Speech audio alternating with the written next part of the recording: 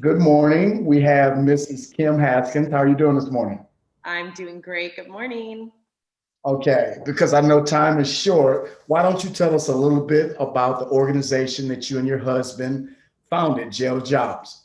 Sure. Before we start, though, I just love to start every conversation with a nice cup of coffee or tea. So I'm doing a shameless plug right here for hydration and Oh, perhaps the Kansas City Chiefs. well, first, congratulations. But on a side note, I did not even know who was in the Super Bowl.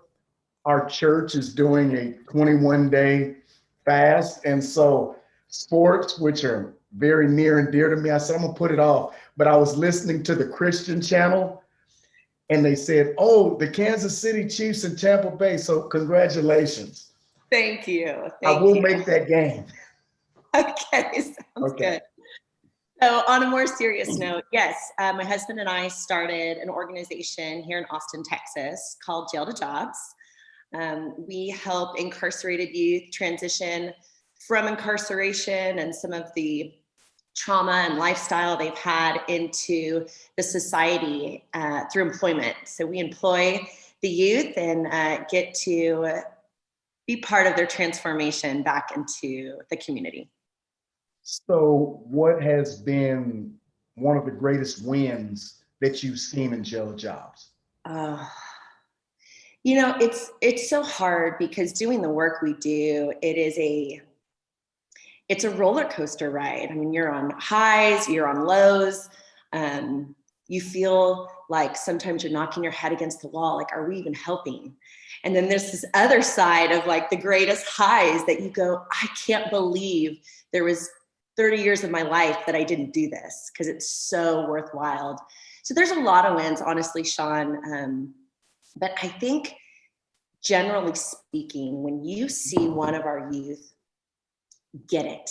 A light bulb goes on in their heart, in their eyes, and their mind that they are worthy to be loved and that they don't need to be a product of the action that they did or the product of the environment that was toxic that they grew up in. And that light bulb just goes on. That is the greatest win. And the great part about it is we get to see that over and over and over in so many youth that we serve. That's awesome. I've been blessed to see that myself in the short time that I've been allowed to work for this organization. In particular, a young lady named Litzy. She just purchased her vehicle. Wait, she had a baby like December 21st. She did. She purchased her vehicle right before that. And the recent post of the chef that she works for, I saw her in the picture. So I'm like, okay, she's already recovered. So that was personal to me because I met her and I saw her from the moment I walked in the gymnasium and she was punching a bag and she's pregnant. And I was like, young lady, what are you doing? And she's like, I'm staying in shape. And I was like, no, don't punch the bag. So what made you or allowed you to get to this point in your life? Because there's so many people who they see needs, but they still put self ahead of others. And since I met you the first time on a Google Duo, I've seen that you put people ahead of yourself. And so, what has allowed you to do that? Well, first of all, thank you. That's a very generous compliment from you. So I appreciate you seeing that in me. I think when I was younger, there was a big switch for me. I grew up as an athlete. I grew up in a competitive household where I wanted to win. I wanted to be first. It was all about the win, which was fine in some things, but it really made it all about me and myself and how am I going to appear to everybody else. And there was just this switch that really happened where I changed my mindset and I thought, what if I made others just the best that they could be, the best version of themselves, and really do my best to help rise them up, right? So the competition kind of went to the side, and this idea of lifting others up and encouraging them to know that they are loved and to know that they have certain skill sets and a reason for being here on earth, and just seeing that, it just was so much more fulfilling in any victory I've had, any personal success in career or athletics, or even in my family life. It trumped all of those. Okay, that word fulfilling, that keyed some thoughts. I'm going to say a word because you Okay. wear a lot of hats. You wear a lot of hats. And so I'm going to name some of these hats and you just share what you want to about that, okay? Okay. Okay. Wife. Just one word.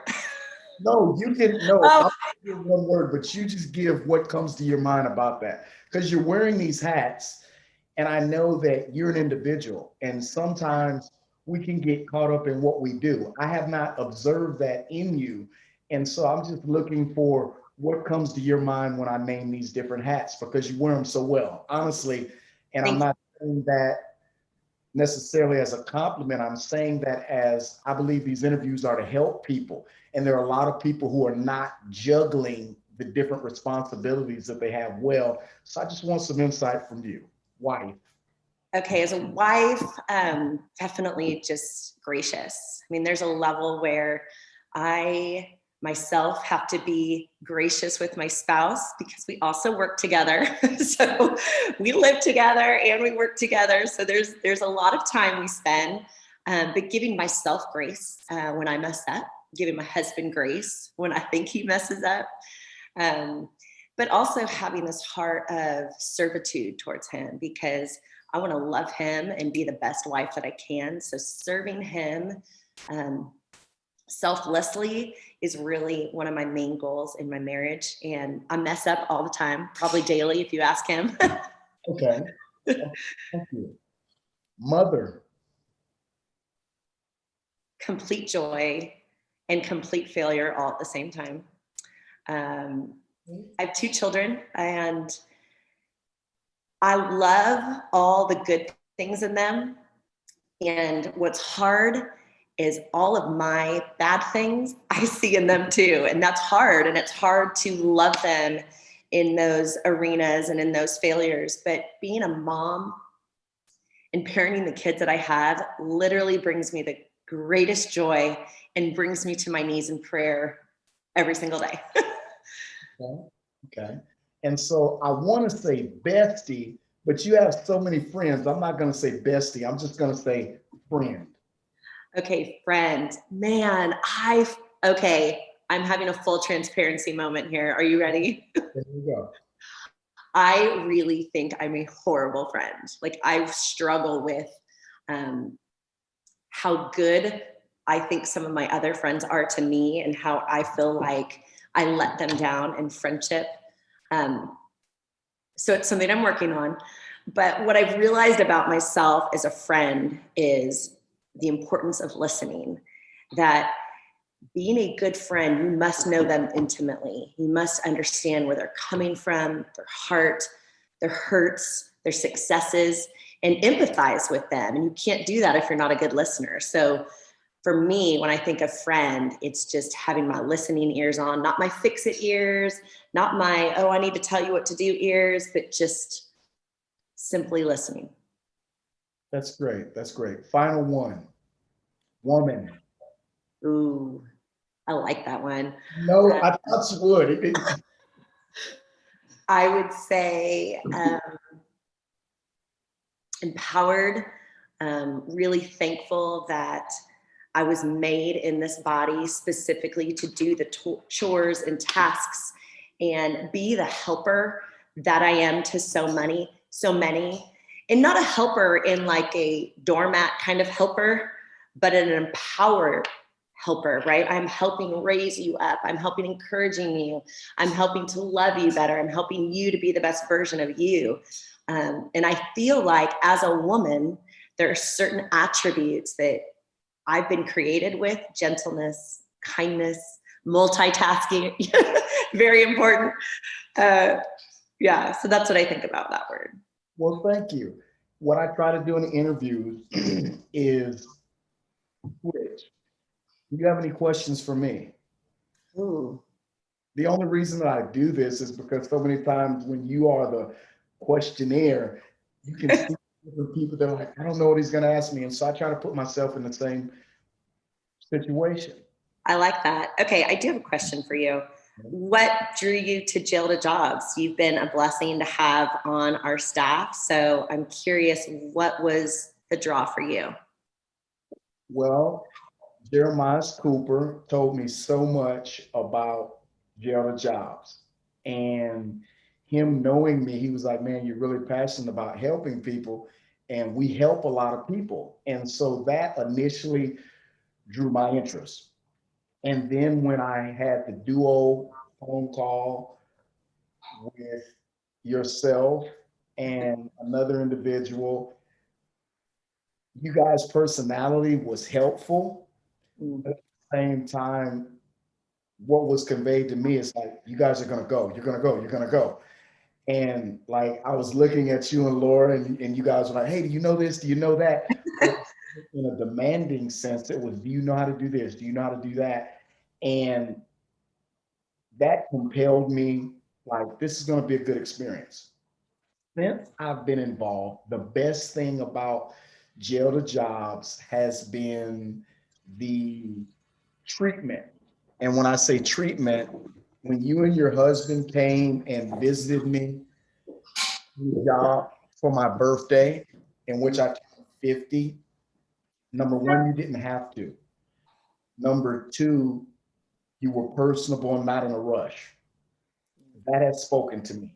Every other employee that I've run into at Jail to Jobs, from my coworkers to the youth, even when there's been maybe some youth who are a little rougher than most, I get value out of relationships.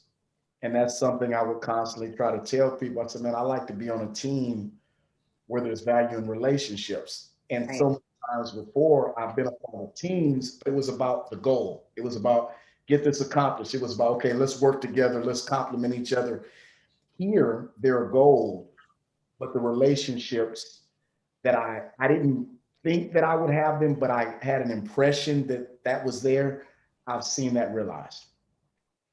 I love that. I value those same things. So it makes sense that we get along and that you are such a great addition to the Jail to Jobs family for sure.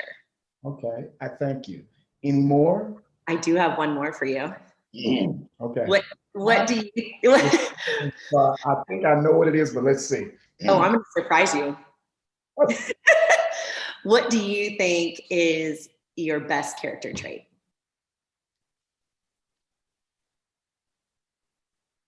Tenacity. Mm. Whatever I say I'm going to do, I'm going to give my all to do it all the time. And it's not difficult because I don't take tasks lightly. And so if I don't think I can do it, or I feel like through prayer, God is saying, don't do it, I won't take it. But He's blessed me that when I put my mind on something, we're going there. And regardless of the opposition, regardless of how long it takes, it's like I told somebody before, I I imagine like if I was in the jungle and they said, say, you've got to go 100 miles that way. And I'm going to give you this little machete. But when you get there, there's a blessing. As long as they told me 100 miles, I can get up every day. And That's amazing. Yes.